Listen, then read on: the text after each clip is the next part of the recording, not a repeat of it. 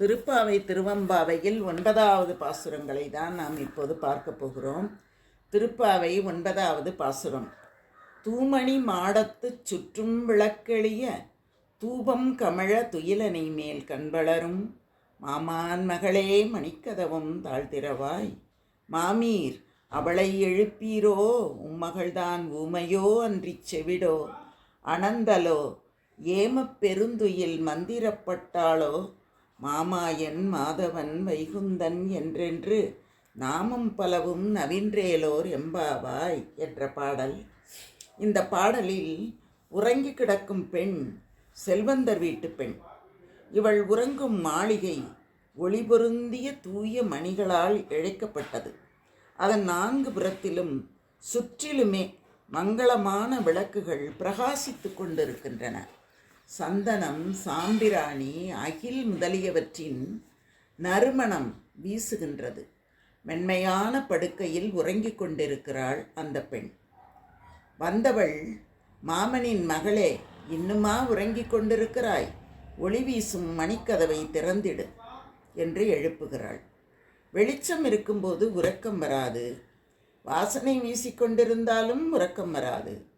பேச்சு குரல் கேட்டாலும் யாரும் வந்து கொண்டும் சென்று கொண்டும் இருந்தாலும் உறக்கம் வராது. ஆனால் இங்கே இந்த மாளிகையில் இத்தனையும் நடந்து கொண்டிருக்கிறது. அதை பார்த்த அவள் உடனே எழுப்ப வந்தவள் என்ன சொல்கிறாள்?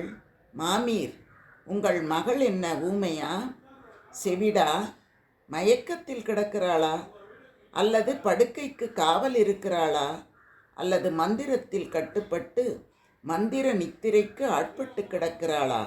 மாமிமார்களே, அவளை எழுப்பி விடுங்கள். மாயங்கள் செய்வதில் வல்லவனான கண்ணனின் திருநாமங்களான மாமாயன், மாதவன், வைகுந்தன் என்றெல்லாம் நாங்கள் வாயார வாழ்த்தி கொண்டிருக்கிறோமே, இதை கேட்டாவது துயில் நீங்கி எழச் சொல்லுங்கள், வரச் சொல்லுங்கள் மாமி என்கிறாள் அழைக்க வந்தவள். இப்படியாக ஆண்டாள் திருப்பாவையை பாடுகிறார். அடுத்து திருவம்பாவை 9வது பாடல். மணிவாசகப் பெருமான் சொல்கிறார்: முன்னை பழம்பொருட்கு முன்னை பழம்பொருளை பின்னை புதுமைக்கும் பேர்த்தும் அப்பெற்றியலை உன்னை பிரானாக பெற்ற உன் சீரடியோம் உன்னடியார் தாழ்பணிவோம் ஆங்கவர்க்கே பாங்காவோம் அன்னவரே என் கணவர் ஆவார் அவர் உகந்து சொன்ன பரிசே தொழும்பாய் பணி செய்வோம் இன்ன வகையே எமக்கு எம்கோன் நல்குதியேல் என்ன குறையும் இல்லோம் ஏலோர் எம்பாவாய் என்று பாடுகிறார். எந்த குறையும் இல்லை என்று அவள் சொல்ல வருகிறாள். அதற்கு முன்னே என்ன நிகழ்கிறது தெரியுமா? அழைக்க வந்தவர்கள் எல்லோரையும் அழைத்து கொண்டு கோயிலுக்கு உள்ளே வந்து விண்ணப்பம் செய்கிறார்கள். தனக்கு என்ன வேண்டும் என்று கேட்கிறார்கள். முன்னை பழம்பொருள்களுக்கெல்லாம் பழமையான முதற்பொருளை, அதாவது மூலப்பொருள், அந்த மூலத்திலே இருந்துதான் எல்லா பொருள்களும் தோன்றி இருக்கின்றன. எனவே முதற்பொருளே, பின்னர் தோன்றக்கூடிய புதிய பொருள்களுக்கெல்லாம் புதுமையானவனே, இருக்கிற பொருள் இருந்து இல்லாமல் போன பொருள், இனி புதிதாக தோன்றும் பொருள் ஆகிய அனைத்துமே அவன்தான். எடுத்துக்காட்டாக சொல்ல வேண்டுமென்றால், மாமரம் தோன்றுவதற்கு காரணமாக இருக்கும் விதையே விதைக்கு காரணமாக அமைகிறது.